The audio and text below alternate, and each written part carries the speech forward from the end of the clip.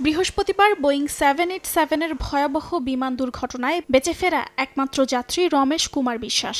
আহত রমেশকে দেখতে শুক্রবার হাসপাতালে ছুটে যান ভারতের প্রধানমন্ত্রী নরেন্দ্র মোদী। বিধ্বস্ত বিমানের 11A নম্বর সিটে ঠিক এমার্জেন্সি এক্সিটের পাশে থাকায় বেঁচে যান রমেশ। প্রধানমন্ত্রীকে ভয়াবহ সেই মুহূর্তের বর্ণনা দেন তিনি।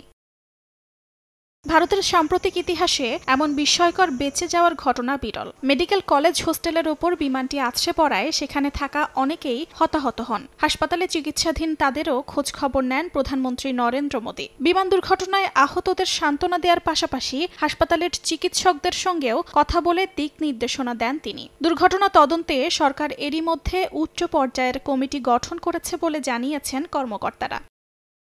বিমানটির ধ্বংসাবশেষ এখনও সরানো হচ্ছে। স্থানীয় গণমাধ্যম জানিয়েছে, শুধু মাটিতে থাকা লোকজনের মধ্যেই অন্তত 24 জন নিহত হয়েছেন। 240-এর বেশি প্রাণহানির এই মর্মান্তিক ট্র্যাজেডির পর ভারতের বিমান চলাচলে নিরাপত্তা ব্যবস্থার দুর্বলতা নিয়ে প্রশ্ন উঠেছে। অর্চিতা শেহজিন, সময় সংবাদ।